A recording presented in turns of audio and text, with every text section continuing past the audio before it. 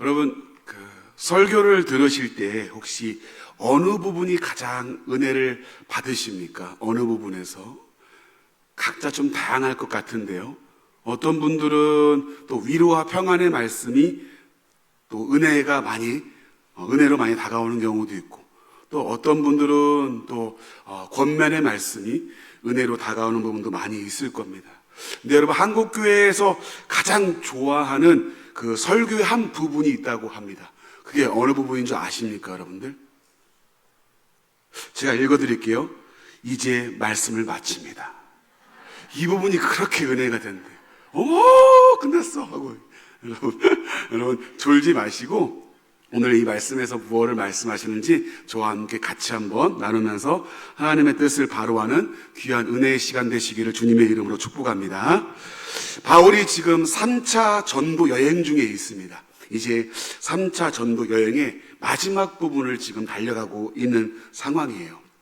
바울이 3차 전도 여행을 조금 보면 에베소라고 하는 지역에서 마게도냐, 이 마게도냐 지방은 그리스라고 하는 나라의 또 북쪽에 있는 한 지역이고, 또 드로아 지방, 터키의 지금의 튀르키예라고 하는 나라의 서북부에 있는 이 지역을 거쳐서 밀레도라고 하는 그곳까지 도착해서 복음을 전파하는 긴 여정을 지금 하고 있습니다. 그리고 이제 이런 과정을 거친 다음에 예루살렘으로 이제 들어가게 되는 여정을 밟고 있습니다. 이 과정에서 오늘 20장의 내용이 등장을 하고 있는 거예요. 자, 20장의 이 내용을 조금 전체 내용을 요약하면 이런 내용이에요. 이제 에베소 지역에서 사역을 마치고 바울이 이제 내일이면 예루살렘으로 들어가야 하는 여정을 앞두고 있는 상황입니다. 이 에베소 지역에서 오늘 이 바울의 이 본문이 마지막 날인 거죠. 내일이면 이 에베소를 떠나게 되는 겁니다.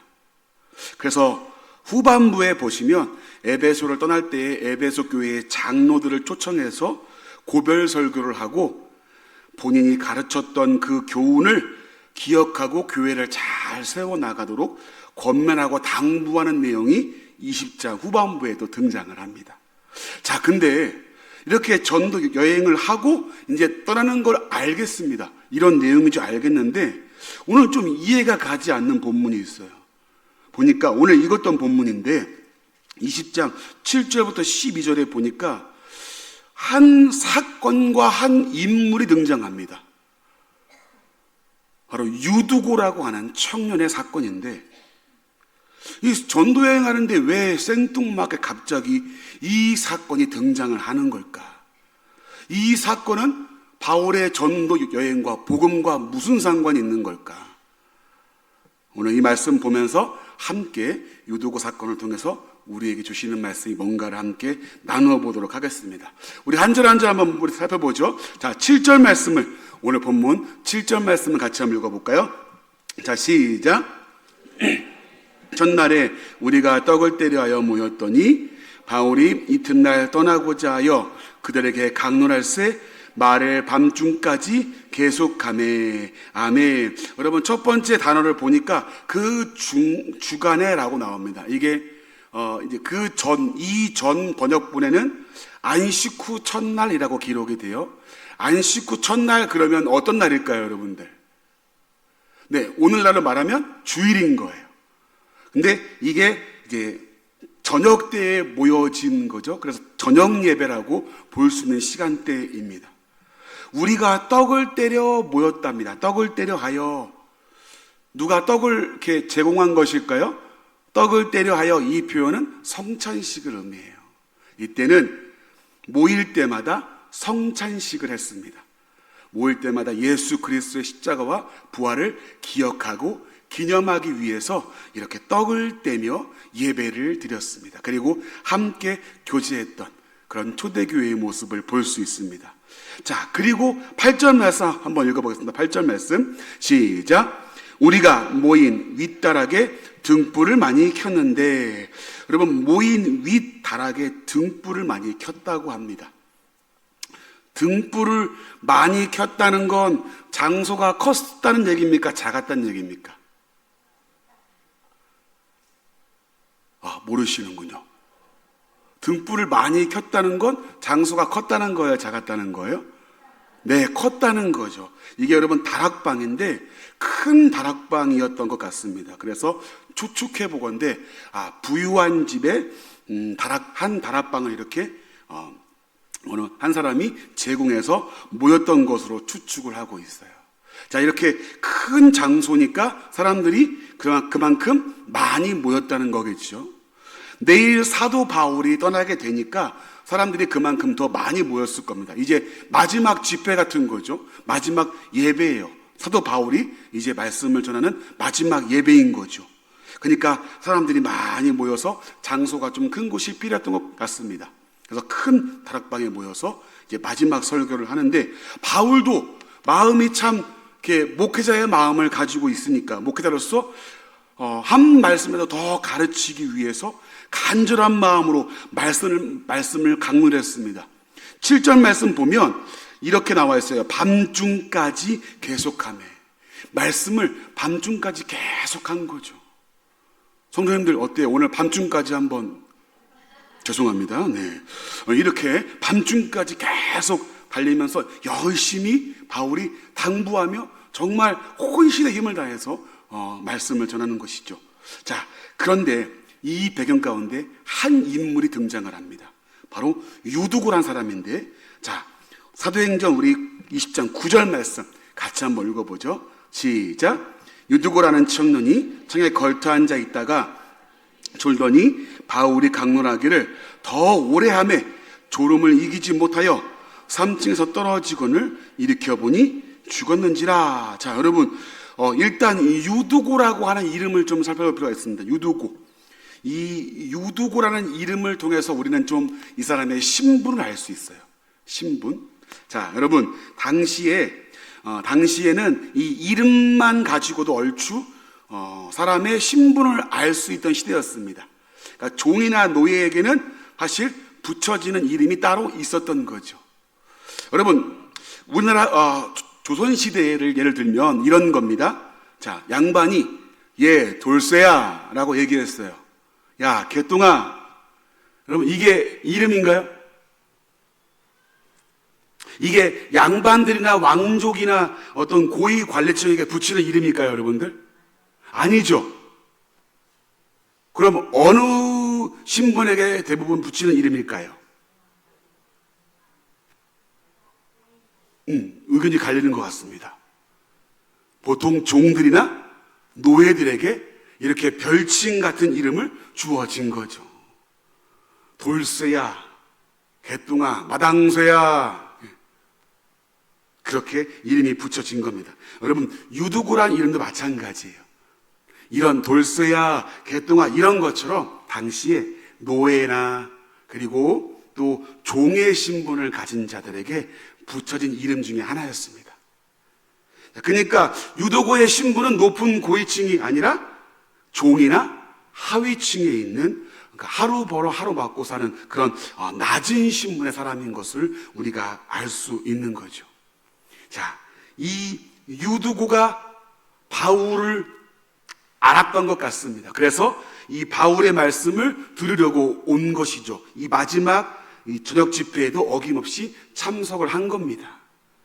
자, 참석은 했는데 사람들이 많아서 자리가 없어서 그런지 창터에 이렇게 창에 걸터 앉아 있었습니다. 그만큼 사람들이 많이 있었다는 거죠. 그리고 이렇게 늦게 왔는지 어떤지는 모르겠지만 밀려서 창터에 걸쳐 앉아 있게 되면서 그때 말씀을 듣고 있었던 겁니다. 근데 여러분, 바울이 너무 열심히 하신 나머지 이 더 오랫동안 말씀을 강론하면서 피곤해서 졸았습니다. 여러분, 당시의 신분이 이 사람이 뭐라고 했죠? 종이라고 했죠. 그러니까 여러분, 하루 종일 일터에서 일하고 얼마나 피곤했겠어요. 피곤해서 졸았습니다. 조는 중에도 이 말씀을 사모하는 마음으로 왔지만 피곤의 육신을 이기지 못했던 거죠. 여러분, 잠깐 생각해 보면 이 유두고의 모습에서 우리의 삶의 모습을 좀 볼 수 있습니다. 그리고 이 시대의 모습을 보여주고 있는 거죠. 지치고 피곤한 인생, 그리고 아무 소망이 없는 인생의 모습을 이 유두고가 이 당시 사람들의 모습을 대변해 주고 있는 거예요. 그저 하루, 그저 내가 먹고 사는 일에 급급해서 살아갈 수밖에 없는 종의 신분을 가지고 그렇게 하루하루 버티며 살아가는 그 인생이 이 당시 사람들의 모습과 영적인 상태를 우리에게 보여주고 있는 거죠. 우리도 마찬가지 아닙니까? 예수 그리스도를 알기 전까지 우리의 삶도 유두고와 같은 모습이었어요. 소망 없이 그렇게 살았던 모습. 그런데 여러분, 한 사건이 터집니다. 유두고가 창에서 떨어져? 그러면 죽고 말아요.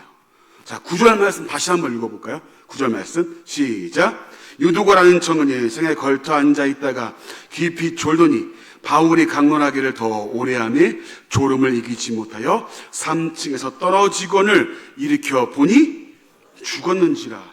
여러분, 예배 드리다가 만약에 누가 창에서 떨어져가지고 죽었다, 여러분 어떻게 하시겠어요? 얼마나 당황스럽고 놀랄 일일까요? 그죠?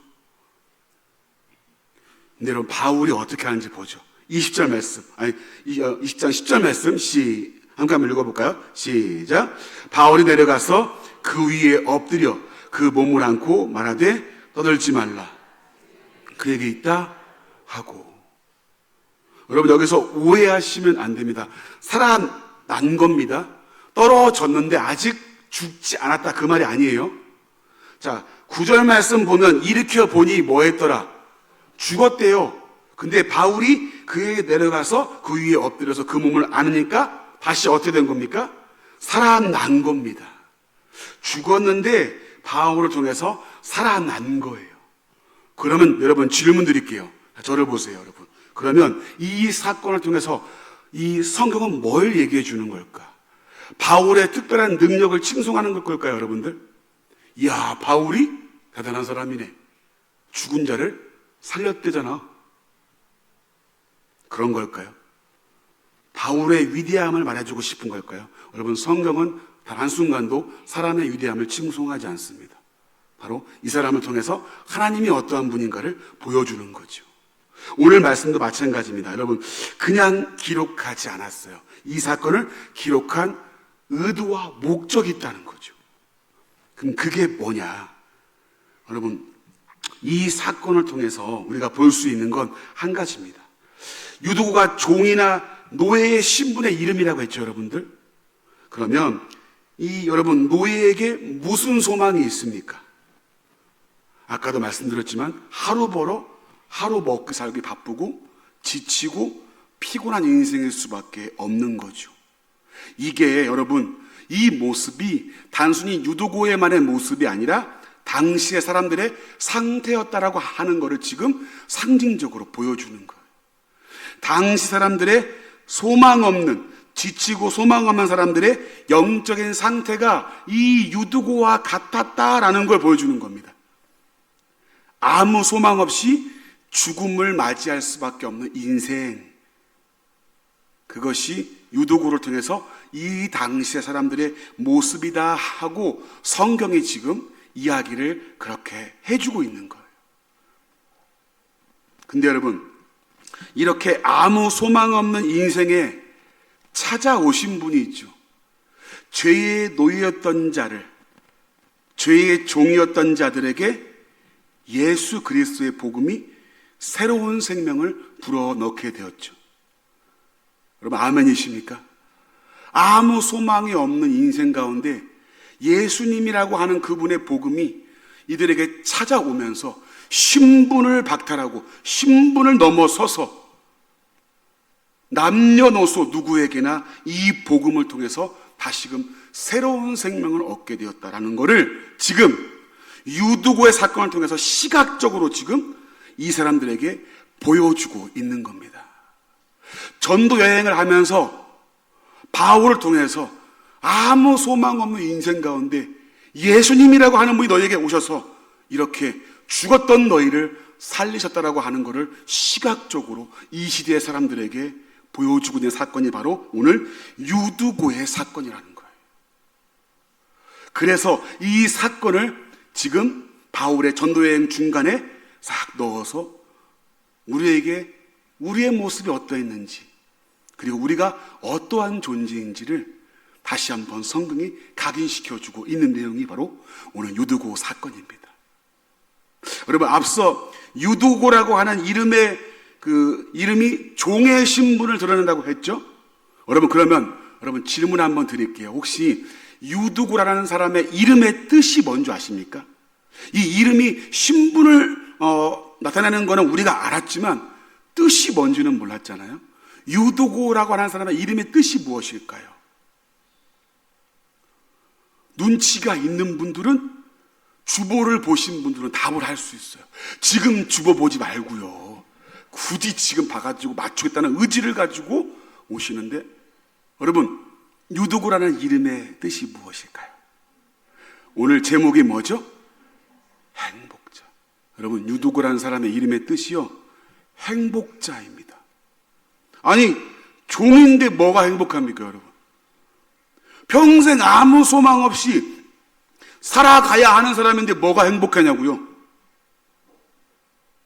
노예와 같은 인생, 죄로 죽었던 인생인데, 그런 우리를 위해서 예수님이 십자가를 지시고 부활하심으로 새 생명을 얻은 자가 비로소 행복자라고 하는 것을 유두고라는 인물을 통해서 우리에게 보여주고 있는 겁니다. 행복자래요. 신분과 직위를 가지고서 행복을 노라는 게 아니라, 오늘 성경은 죄에서 자유함을 얻고 새로운 생명을 얻은 네가 바로 행복자라고 소개를 하고 있는 겁니다. 사랑하는 성도님들, 여러분들, 우리의 신분과 우리의 상태와 우리 모든 것들을 다 넘어서서 예수 그리스도의 십자가의 그 복음으로, 또 부활 소망으로 우리가 새 생명 얻은 자인 행복자인 것을 믿으시기를 주님의 이름으로 간절히 축복합니다. 우리가 유두고와 같은 인생이었지만 예수님이라고 하는 그 복음을 통해서 우리가 다시금 새 생명을 얻은 행복자라는 것을 지금 성경이 오늘 이 말씀에서 우리에게 보여주고 있는 겁니다. 유두고의 인생이 우리의 인생이었고, 유두고의 신분이 우리의 신분이자 죄의 노예 가운데 놓인 어쩔 수 없는 인생이었지만, 이 인생을 바꾼 놀라운 사건, 새로운 생명을 부여한 사건이 바로 예수 그리스도의 십자가의 복음인 것을 우리가 바울을 통해서, 유두고를 통해서 우리에게 말씀해주고 있는 사건이 바로 오늘 본문의 사건입니다. 생뚱맞게 등장하는 하나의 그냥 우연한 사건이 아니라, 복음이 무엇이고 우리에게 어떠한 걸 주었는가를 시각적으로 유두고라는 청년을 통해서 우리에게 보여주고 있다. 이거를 가슴 깊이 잘 새겼으면 좋겠습니다. 그래서 신명기 33장 29절 말씀에는 우리에게 이렇게 이야기를 합니다. 같이 한번 우리 읽어보죠. 신명기 33장 말씀입니다. 같이 한번 읽어볼까요? 시작. 이스라엘이여, 너는 행복한 사람이로다. 여호와의 구원을 너같이 얻은 백성이 누구냐? 그는 너를 돕는 방패시요 내 영광의 가르시로다. 내 대적이 내게 복종하리니 내가 그들의 높은 곳을 밟으리로다. 아멘. 여호와의 구원을 너같이 얻은 백성이 누구냐 하면서 이스라엘 백성에게 베푸신 하나님의 구원의 은혜가 얼마나 큰지 이들을 향해서 뭐라고 얘기합니까? 행복한 사람이로다. 행복자다라고 얘기합니다. 여러분, 복음을 만난 자, 예수 그리스도를 만난 자가 행복자인 것을 믿으시기를 주님의 이름으로 축복합니다. 여러분, 정말 행복하십니까? 별로 안 행복한 것 같습니다. 여러분, 그걸 생각하시면 좋을 것 같아요. 여러분, 사람이 아무리 많은 것을 가지고 있다 하더라도 하나님이 채우지 않으면 채워지지 않는 게 있습니다. 여러분, 수많은 그 기업인들과 연예인들이 가끔 종종 자살하는 사건들이 많이 우리에게 들어오죠. 왜 그렇게 돈 많고, 왜 그렇게 인기 있고 아무것도 부러울 것이 없는 인생들이 왜 마약을 하고 왜 자살을 할까요? 야, 나도 저만큼 저 사람의 한 10분의 1만 나한테 있으면 좋을 텐데 하는 마음이 들 정도로 모든 걸 다 갖춘 사람들인데 그 사람들 안에 채워지지 않는 게 있는 겁니다. 여러분, 아무리 신분이 높아도 아무리 많은 걸 다 가질지라도 예수님을 가지지 못하면, 복음을 가지지 못하면 다 잃어버린 겁니다. 그러나 다른 걸 다 잃어버려도 예수 그리스도로 채워진 자는 모든 걸 다 가진 자입니다. 이게 유두고란 장면을 통해서 우리에게 보여주는 거예요. 복음을 만난 자, 예수 그리스도를 만난 자가 유두고와 같이 죽음에서 생명으로 옮겨진 하나님의 은혜를 입은 행복자가 우리라고 말씀해주고 있는 겁니다. 이 유두고와 같은 자가 누굽니까? 저와 여러분인 줄 믿으시기를 바랍니다. 예수님이 십자가에 대신 죽으심으로 이 어둠의 권세에서 벗어나 하나님의 자녀가 되는 귀한 은혜를 우리에게 주셨습니다. 그로 인해서 새로운 생명을 부여받아서 부활 소망을 가지고 살아가는 존재가 바로 저와 여러분이라고 오늘 이 말씀이 이야기하고 있다는 걸 다시 한번 새기면서 이 믿음과 정체성을 가지고 우리의 삶을 예수님 때문에 행복자로서 살아가시는 저와 우리 영화교회 모든 성도님들 다 되시기를 예수님의 이름으로 간절히 축복합니다. 기도하겠습니다. 하나님,